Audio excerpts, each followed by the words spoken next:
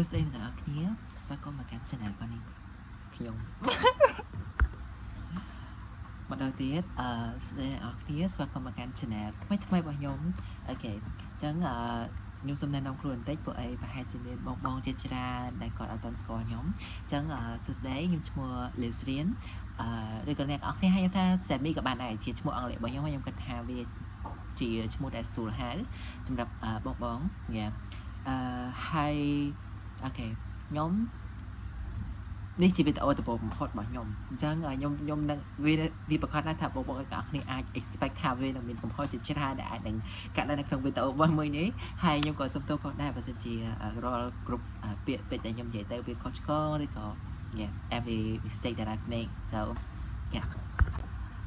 now នៅក្នុងវីដេអូមួយនេះជាវីដេអូទី1របស់ខ្ញុំនេះខ្ញុំមកនេះគឺដើម្បីចង់ប្រាប់ទាំងអស់គ្នាថា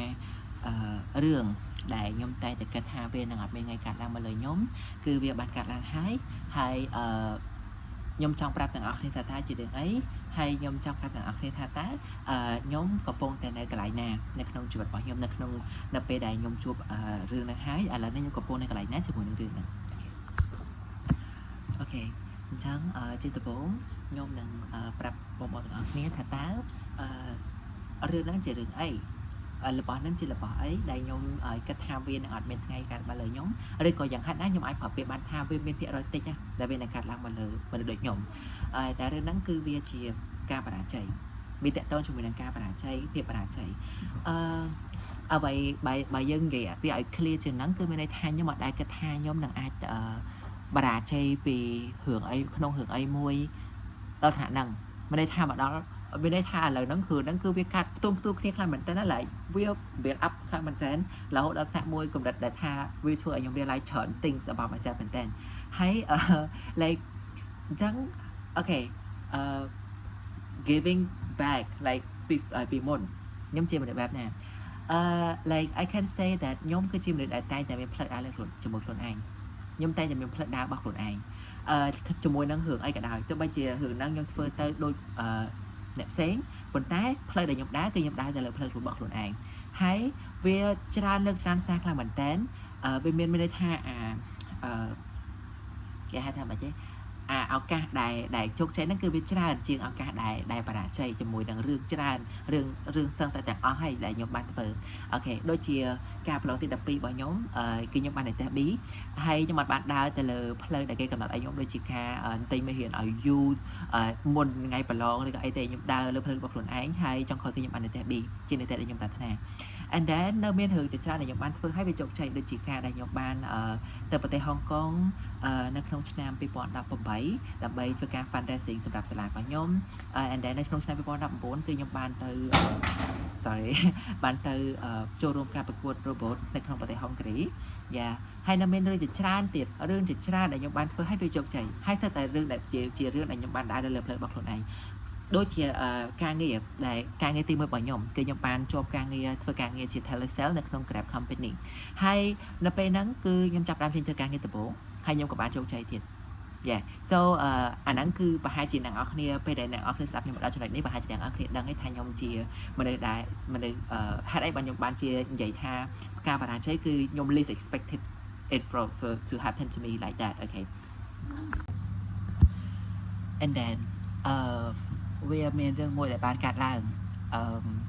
ដល់ពេលដំបូងគឺយើងអាចចាត់ទុកវាថាជារឿងមួយដែលជោគជ័យធំវាមិនមែនជារឿងតូចទេប៉ុន្តែវាបានផ្លិចវានឹងខ្ល้ายទៅជារឿងមួយដែលបរាជ័យវិញហើយជាបរាជ័យទាំងដូចគ្នាហើយបន្ទាប់ពីហ្នឹងគឺវានឹងមានរឿងជាច្រើនដែលវានឹងកាត់ឡើងជារឿងបន្តទៀតដែលវា bad ខ្លាំងវា bad ដែលដល់ថ្នាក់ថាខ្ញុំបង្កើតវីដេអូនេះឡើងមកដើម្បី so I can say that it's very bad so អូខេរឿងហ្នឹងគឺវាតកតងជាមួយនឹងការពីឆ្នាំ2024បន្ទាប់ពីខ្ញុំបានបញ្ចប់ការសិក្សានៅក្នុងថ្នាក់ទី12ខ្ញុំបានទទួលបាន scholarship 100%ទៅកាន់ប្រទេសអូស្ត្រាលីដើម្បីបន្តការសិក្សារបស់ខ្ញុំនៅក្នុង University រយៈពេល4ឆ្នាំជាពេលមួយដែលខ្ញុំសប្បាយចិត្តខ្លាំងមែនតើជាពេលមួយដែលខ្ញុំ feel most proud of myself ដែលសារតែខ្ញុំទទួលបានវាមិនមែនជារឿងងាយស្រួលទេ chẳng mấy tháp bên để nhung ban viên máu cứ vi chỉ được mỗi đại thừa ở nhung mình là làm tha wow I can achieve everything editing like tụi bây giờ là bảo ai để nhung trong bán cứ nhung đừng thưa với bạn giờ tụi ấy nhung ban thưa đưa mỗi đại bạn hàng mình đến sầm đạp mình sẽ trả sum rôm từng nhóm hai nhung thưa với bạn cho nhung cái tha không biết ai để ai về đây nhung bán này yes and then រឿងហ្នឹងទៅដែរគឺមុនដំបូងគឺខ្ញុំត្រូវទៅការបន្តការសិក្សាហ្នឹងគឺរយៈពេល4ឆ្នាំប៉ុន្តែបន្តពេលរយៈពេល7ខែខ្ញុំរៀនចាប់បានមួយឆមាសឬក៏គេហៅថា one semester ហ្នឹងគឺខ្ញុំត្រូវបាន discontinue ឬក៏ត្រូវបានបញ្ឈប់ពី scholarship មួយហ្នឹងមូលហេតុចម្បងគឺដោយសារតែបន្ទុកដែលគេតម្រូវការរបស់គេគឺបន្ទុក80ដើម្បីចូលទៅបន្តការសិក្សាបានប៉ុន្តែចំពោះខ្ញុំបន្ទុករបស់ខ្ញុំគឺបានត្រឹមតែ60ទៅ70ទេប្រចាំខែអានឹងការប្រឡប់ប្រចាំខែរបស់ខ្ញុំអញ្ចឹងណាវិសារបស់ខ្ញុំគឺបានតែ60ទៅ70អញ្ចឹងវាអត់មានដល់គេរបស់គេដែលគេចង់បានដល់80អញ្ចឹងគឺខ្ញុំត្រូវបាន discontinue ហើយខ្ញុំបានវិលត្រឡប់មកខ្មែរវិញយើងវិញអញ្ចឹងវាបដូរពីរឿងមួយដែលជោគជ័យធំទៅជារឿងមួយដែលបរាជ័យធំហើយនៅពេលហ្នឹងគឺនៅពេលដែលខ្ញុំដឹងពីរឿងហ្នឹងភ្លាមខ្ញុំទទួលបានការជួយដំណឹងហ្នឹងភ្លាមគឺខ្ញុំបានធម្មតា like វាពិតជារឿងមួយដែល shock សម្រាប់ខ្ញុំអញ្ចឹងគឺវាអាចទទួលយកបានពីដំបូងខ្ញុំចាំបានថាពេលខ្ញុំទទួលបានរឿងហ្នឹងមួយថ្ងៃហើយទទួលបានដំណឹងរឿងហ្នឹងពីមួយថ្ងៃហើយស្អែកឡើងពេលខ្ញុំភ្ញាក់ឡើងវិញគឺនៅពេលព្រឹកហ្នឹងគឺខ្ញុំភ្ញាក់ឡើងមកគឺeverything គឺគ្រប់រូបភាពដែលខ្ញុំធ្លាប់ធ្វើនៅក្នុងប្រទេសអូស្ត្រាលីរឿងដែលខ្ញុំធ្លាប់ធ្វើនៅក្នុងប្រទេសអូស្ត្រាលីអ្វីដែលខ្ញុំបានធ្វើទាំងអស់គឺវាបានចូលមកវិញលើកនៅក្នុងគូខបរបស់ខ្ញុំធ្វើឲ្យខ្ញុំវាពិតជាពិបាកត្រង់ខ្លះមែនតើណារបៀបដូចថាយើងសម័យពីរឿងដែលយើងធ្លាប់បានធ្វើ so it's very bad for my mental health so ហ្នឹងហើយគឺជារឿងដែលបរាជ័យធំបំផុតដំបូងគេនៅក្នុងជីវិតរបស់ខ្ញុំអាហ្នឹងប៉ុន្តែខ្ញុំប្រាប់អ្នកនរគ្នាហើយអាហ្នឹងមិនមែនជារឿងដែលវាធ្វើឲ្យមូលហេតុចម្បងដែលខ្ញុំបានធ្វើវីដេអូហ្នឹងឡើងមកហើយមូលហេតុចម្បងដែលខ្ញុំធ្វើវីដេអូឡើងមកគឺវាពាក់ព័ន្ធជាមួយនឹងស្ថានភាពរបស់ខ្ញុំថ្ងៃនេះដែលវាជារឿងមួយផ្សេងទៀតរឿងមួយផ្សេងទៀតដែលវាកំពុងតែកើតឡើងឥឡូវហ្នឹងគឺជាការបរាជ័យទៅលើជាច្រើនរឿងផ្ទួនគ្នាគឺការដែលខ្ញុំធ្វើការ apply ចូលទៅក្នុងការធ្វើការងារតាមស្ថាប័នប៉ុន្តែខ្ញុំត្រូវបានគេ reject ច្រើនខ្លាំងមែនទែនហើយសូម្បីតែមិនមែនតែគ្រឿងការងារទេសូម្បីតែ scholarship ព្រោះអីបន្ទាប់ពីខ្ញុំបានធ្វើការ discontinue from my scholarship to Australia ឬក៏បន្ទាប់ពីប្រទេសអូស្ត្រាលីហ្នឹងមកគឺខ្ញុំនៅតែបន្តសកម្មភាពនៅក្នុងការស្វែងរក scholarship ដាក់ scholarship ទៅនេះទៅនោះមិនមែនតែ scholarship ទេខ្ញុំដាក់ទៅក្នុង event ទៅប្រទេសម៉ាឡេស៊ីទៅប្រទេសសិង្ហបុរី Hungary គឺខ្ញុំដាក់ scholarship wait ច្រើនមែនតើខ្ញុំដាក់ទៅ event ច្រើនមែនតើទោះបីតែប្រទេស Germany one young world គឺខ្ញុំបានដាក់ដែរប៉ុន្តែខ្ញុំទៅតែបានការជូនដំណឹងជា Gmail ពីដូចជាមួយអាទិត្យមុនគឺគេបាន reject ខ្ញុំ my application ហើយអ្នកនរគ្នាអ្វីដែលឲ្យពិបាកបំផុតសម្រាប់រហូតដល់តែថាខ្ញុំធ្វើវីដេអូនឹងឡើងមកបំផុតវាជាហេតុផលជំរុញខ្លាំងបំផុតហ្នឹងគឺខ្ញុំដាក់ការងារណាក៏អត់បានការងារណាអត់បានទោះបីបន្ទាប់ពីខ្ញុំបានឈប់ពីGrab មកជាការងារទី1របស់ខ្ញុំជា telesale ហ្នឹងណាគឺវាខ្ញុំដាក់តាណាក៏អត់ជាប់ដែរហើយខ្ញុំមិនដឹងថាមូលហេតុប្រកបទេប៉ុន្តែមូលហេតុដែលគេប្រាប់ខ្ញុំពាក្យច្រើនពី application ឬក៏ CV របស់ខ្ញុំហ្នឹងគឺគេនិយាយថា skill របស់ខ្ញុំគឺអត់ត្រូវទៅនឹងអីដែលជាតម្រូវការរបស់ role របស់ហ្នឹងដែលវាស្ដាប់ទៅគឺវាត្រូវប៉ុន្តែបើខ្ញុំកាត់ឡើងវិញរបៀបថាចំពោះខ្ញុំទទួលស្គាល់ទាំងអស់ថាអ្វីដែលជា rejection ថាតើគេប្រកែកមកខ្ញុំទទួលស្គាល់ទាំងអស់ថាគេប្រកែកខ្ញុំអត់ទៅបខំគាត់ឬក៏ទៅសួរជីងទិញដៅអីទេគាត់ថា role ភាគច្រើនដែលខ្ញុំបានដាក់ទៅគឺខ្ញុំដាក់ទៅខាង sale ហើយ my own experience គឺខាង sale ខ្ញុំធ្លាប់ជា telesale ខ្ញុំទេទៅខាងភ្ញៀវហើយយើងនិយាយជាមួយគាត់ដើម្បី convince គាត់ឲ្យមកទិញ campaign របស់យើងអញ្ចឹងទៅ and then ខ្ញុំដាក់ sale again ហើយដាក់យ៉ាង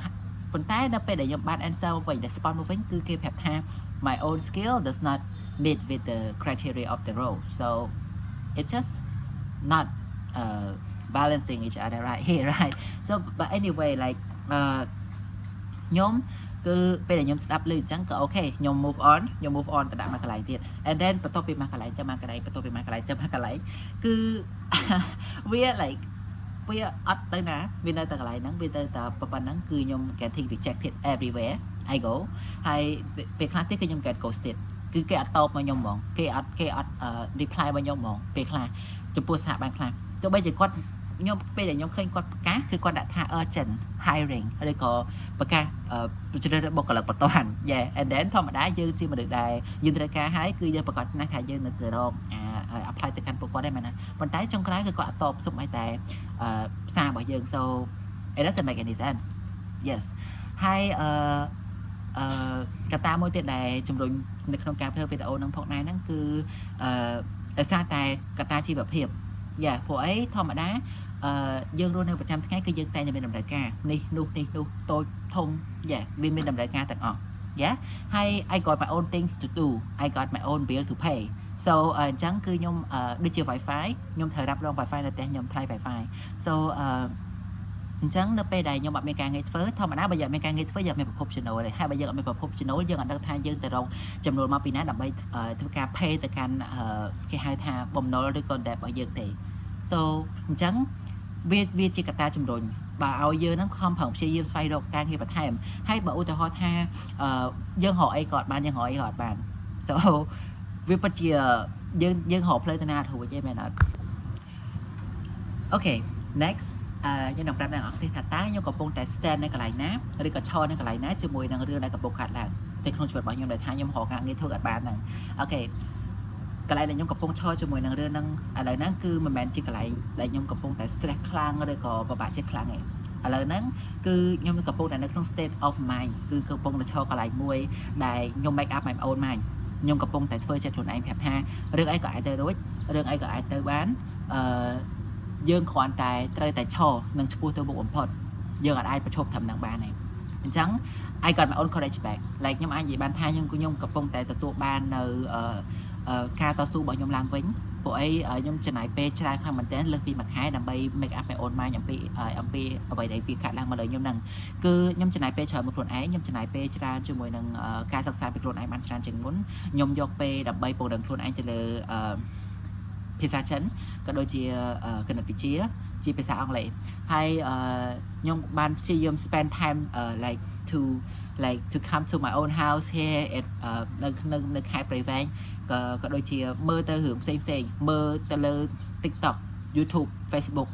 ខ្ញុំធ្វើមើលរឿងច្រើនខ្លាំងមែនទែនដែលថាខ្ញុំ get my own courage back like ខ្ញុំទទួលបាន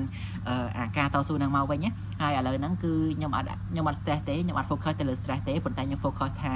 តើអីដែលវាទៅរួចរឿងអីដែលវាទៅរួចនៅក្នុងពេលហ្នឹងខ្ញុំតើមានដំណោះស្រាយអីខ្លះដែលខ្ញុំអាច focus បានយកវាមកដោះស្រាយជាមួយនឹងបញ្ហាដែលខ្ញុំកំពុងមាន so ខ្ញុំចាប់ផ្ដើម get support ខ្ញុំអត់ដែរ like guy one thing that you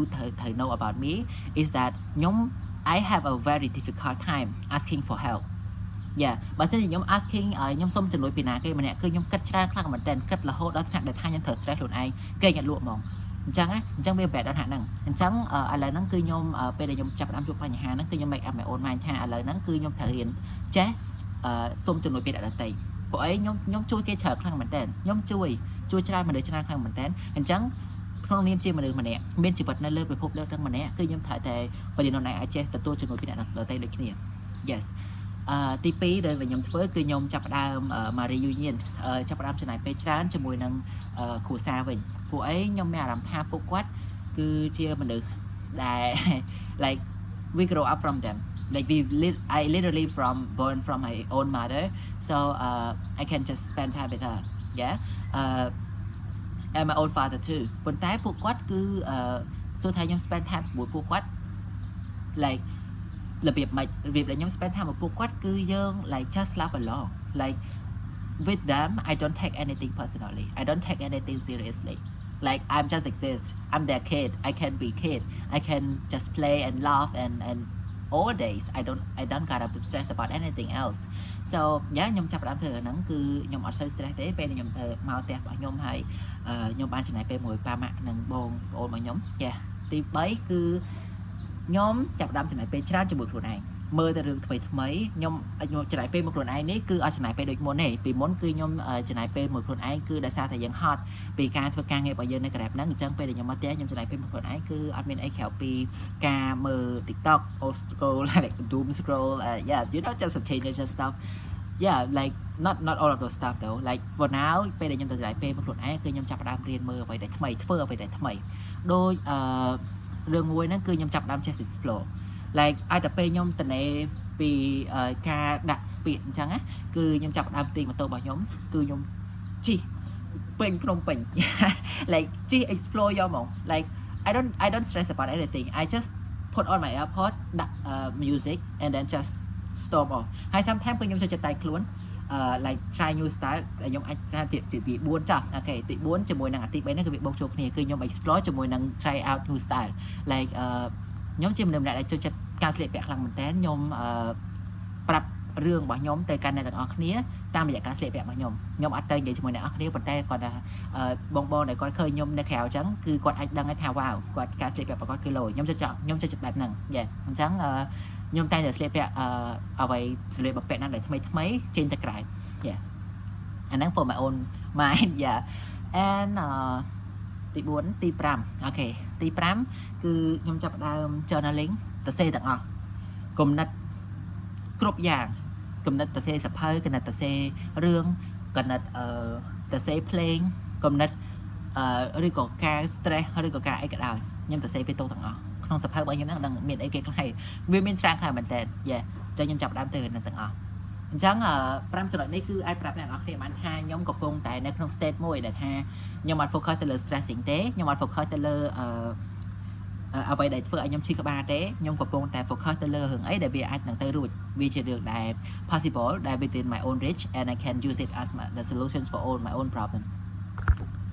okay on the other side what have I learned about this like ខ្ញុំបានរៀនអីគេខ្លះនៅពេលដែលខ្ញុំជួបរឿងហ្នឹងខ្ញុំបានរៀនរឿងជាច្រើនហើយរឿងភាគច្រើនគឺសិតតែជារឿងដែលខ្ញុំធ្លាប់បានឮធ្លាប់បានដឹងពីមុនមកហើយឯងធ្លាប់បានឮពាក្យហ្នឹងពីមុនហើយឯងដូចជាអាពាក្យគេហៅថាជីវិតតែមានបញ្ហាអូខេI mean ពីខ្ញុំធ្លាប់ឮហើយខ្ញុំធ្លាប់ឮគ្រប់កន្លែងច្រើនដងខ្លះមែនតើប៉ុន្តែខ្ញុំមិនដែរយល់នៃនឹងច្បាស់ដល់ដំណាក់កាលដែលឥឡូវហ្នឹងស្ថានភាពរបស់ខ្ញុំបែបហ្នឹងខ្ញុំយល់ច្បាស់ថាតើពាក្យហ្នឹងនៃហ្នឹងគេចង់និយាយបែបណាខ្ញុំដឹងច្បាស់តែម្ដងចេះហើយអាហ្នឹងគ្រាន់តែជាមេរៀនតែមួយណាតូចមួយបំផុតតែនៅមេរៀននេះរៀនជាច្រើនទៀតតែជារឿងដែលវាសាមញ្ញទូទៅសម្រាប់អ្នកជាច្រើនខ្លាំងមែនតើប៉ុន្តែសម្រាប់ខ្ញុំគឺខ្ញុំទៅតែរៀនវាខ្ញុំដឹងពីន័យរបស់វាច្បាស់ហើយ yeah I can finally understand like why just some people like ហើយឯងបានមនុស្សខ្លះគាត់សុខចិត្តថាគិតខ្លីអញ្ចឹងណាយ៉ាពេលខ្លះខ្ញុំឥឡូវនេះខ្ញុំចាប់ផ្ដើមយល់ហើយថាយល់មិនមែនថាយល់រយៈដូចមុនទេគឺយើងចាប់ផ្ដើមយល់ឲ្យកាន់តែស៊ីជម្រៅអំពីមេរៀនដែលវាកាត់ឡើងទៅថាវានៅជុំវិញយើងណាវាយើងស្ដាប់ពាក្យឮពាក្យហ្នឹងឃើញពាក្យហ្នឹងគ្រប់កន្លែងចុងក្រោយយើងមកជួបខ្លួនឯងមកយើងដឹងច្បាស់ថាតើវាបញ្ហាហ្នឹងអាមេរៀនហ្នឹងវាមានន័យថាម៉េចប្រកបយ៉ាអាហ្នឹងជាអីដែលខ្ញុំបានរៀនយ៉ាអូខេអញ្ចឹងវីដេអូនេះខ្ញុំធ្វើឡើងមកគឺដើម្បីតែឲ្យបងដែលគាត់បានមើលវីដេអូរបស់ខ្ញុំបងអូនអូខេខ្ញុំគួរតែនិយាយពីអូនតាំងពីដើមវីដេអូតែអត់ដឹងថាតើ add បែបម៉េចអញ្ចឹងខ្ញុំគួរតែនិយាយថាដើមអញ្ចឹងខ្ញុំមូលហេតុចម្បងដែលខ្ញុំបង្កើតវីដេអូនេះឡើងមកគឺសង្ឃឹមថាបងអូនដែលគាត់កំពុងតែនៅក្នុងស្ថានភាពដូចខ្ញុំនេះយ៉ាខ្ញុំគ្រាន់តែសង្ឃឹមថាពួកគាត់អាចនឹង like could use like គាត់គួរតែគាត់អាចនឹងមើលវីដេអូនេះហើយគាត់មានអារម្មណ៍ថាគាត់មិនមែននៅម្នាក់ឯងទេគាត់មិនមែនជួបបញ្ហាហ្នឹងម្នាក់ឯងទេទោះបីដូចខ្ញុំនិយាយមិនចឹងថាដូចខ្ញុំទៅមិនได้រៀនមេរៀនហ្នឹងទេដូចថាគេហៅថាតោះតែយើងជួបខ្លួនឯងទើបយើងដឹងទៅសម្លមួយចានហ្នឹងបើសិនជាខ្ញុំជាអ្នកញ៉ាំអាសម្លហ្នឹងហើយខ្ញុំកំពុងញ៉ាំខ្ញុំដឹងថាវាមានរសជាតិបែបណាឯងប៉ុន្តែបើតែទាំងអស់គ្នាអត់ញ៉ាំសម្លហ្នឹងទេអត់ទាន់បានញ៉ាំសម្លហ្នឹងទេទោះបីជាខ្ញុំចង់ខំប្រឹង describe ដូចក៏ប៉ុន្តែនេះរសជាតិសម្លហ្នឹងមិនក៏ដោយក៏អ្នកនរគ្នាអត់ទាន់ដឹងដែរមែនអត់ទាន់ដឹងថាវាអត់ like ទោះបីជាយើងខំប្រឹង describe វាប៉ុណ្ណាក៏វាអត់អាច describe វាបានដែរ like you know what I mean ដែរ okay sorry អូខេអញ្ចឹងជាថ្មីម្ដងទៀតខ្ញុំសង្ឃឹមថាពួកគាត់ទាំងអស់គ្នាដែលកំពុងតែនៅក្នុងស្ថានភាពដូចខ្ញុំហ្នឹងគឺគាត់អាចដឹងថាគាត់មិនមែននៅតែម្នាក់ឯងទេយេហើយ អ្វីដែលសំខាន់គឺគាត់អាចនឹងដឹងនឹងមានកម្រិតមួយនៅក្នុងខួរក្បាលរបស់គាត់ហ្នឹងប្រាប់ថាអ្វីៗគ្រប់យ៉ាងវានឹង work out អីគ្រប់យ៉ាងក៏ដោយវានឹង work out ឥឡូវនេះទោះបីជាវាអាចនឹងពិបាកជឿសម្រាប់ខ្ញុំពួកខ្ញុំកំពុងតែខ្ញុំអត់បានជោគជ័យរកការងារណាធ្វើបានទេខ្ញុំក៏អត់បានជោគជ័យទៅលើរឿងអីផ្សេងៗដែរយ៉ាប៉ុន្តែអ្វីដែលពីខ្ញុំមួយហ្នឹងគឺថាខ្ញុំអត់បោះបង់ចោលខ្ញុំអត់បោះបង់ទំនុកចិត្តលើខ្លួនឯងចោលយ៉ាទោះបីជាខ្ញុំត្រូវធ្លាក់ដល់កន្លែងកម្រិតណាក៏ដោយខ្ញុំជឿជាក់លើខ្លួនឯងដែរខ្ញុំជឿជាក់ថាអ្វីៗគ្រប់យ៉ាងវានឹង work out អ្វីៗគ្រប់យ៉ាងវានឹងបានប្រសើរសំខាន់អ្វីដែលខ្ញុំអាចធ្វើបានហ្នឹងគឺខ្ញុំត្រូវតែអត់បោះបង់ចោលតែប៉ុណ្្នឹងអញ្ចឹងខ្ញុំសង្ឃឹមថាពួកគាត់ទាំងអស់គ្នាហ្នឹងដែលក្នុងសកម្មភាពដូចខ្ញុំហ្នឹងគឺពួកគាត់មិនបោះបង់ចោលហើយគាត់អាចមានអារម្មណ៍ថាគាត់អត់នៅម្នាក់ឯងគាត់អត់មានភាពឯកាថាមេរឿងហ្នឹងវាខាត់ឡើងទៅលើពួកគាត់ទេអូខេហើយនេះក៏ជាវីដេអូទី1របស់ខ្ញុំដែរអញ្ចឹងមានខ្ញុំជឿថាមាន part ច្រើនខ្លាំងមែនតើហើយដែលខ្ញុំនិយាយទៅតាក់ឬក៏និយាយទៅដដែលឬក៏មានកំហុសខុសឆ្គងការ edit ខ្ញុំជឿថាមានហើយអ្វីដែលសំខាន់គឺខ្ញុំបានធ្វើហើយខ្ញុំជាប់ promise របស់ខ្ញុំនៅក្នុងជាមួយនឹងការធ្វើវីដេអូបែបនេះជាមួយខ្លួនឯងក៏ដូចជាជាមួយនឹងបងម្នាក់ដែលខ្ញុំបានទៅសភាជាមួយគាត់ហើយគាត់ប្រាប់ខ្ញុំថាខ្ញុំគួរតែធ្វើវីដេអូអញ្ចឹងឥឡូវខ្ញុំបានធ្វើហើយyeah ហើយខ្ញុំ feel great ខ្ញុំ feel like I have finally ខ្ញុំជាចុងក្រោយគឺខ្ញុំបានដកបន្លាចេញពីទ្រូងមួយបន្លាតូចមួយហ្នឹងគឺខ្ញុំបានជាប់ promise ជាមួយខ្លួនឯងអញ្ចឹងឥឡូវគឺខ្ញុំបានធ្វើវាហើយសង្ឃឹមថាបងដែលបានមើលវីដេអូនេះគឺគាត់អាចនឹង enjoy what I say cause like this is all fun like in here last but not least សុំទោសមិនដឹងវា load off memory like អូយឧបសគ្គច្រើនមែនតើការធ្វើវីដេអូដំបូងនេះវា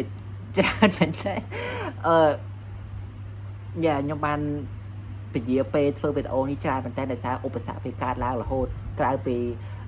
មានសលេងរំខានពីក្រោយមកអត់មាន lighting good អត់មានពន្លឺគ្រប់គ្រាន់មានអានេះមានអានោះឥឡូវគេចាក់បាសទៀតហើយមិនហ្នឹងវា off memory សុំទោសoff space នៅក្នុង my phone ទៀតហើយទៅ delete ហើយ like that but I mean every first step is always the most difficult so I mean okay អញ្ចឹងពីខ្ញុំគឺមានតែប៉ុណ្្នឹងអរគុណបងសម្រាប់ការទស្សនា and I hope you guys have a good life thank you and bye bye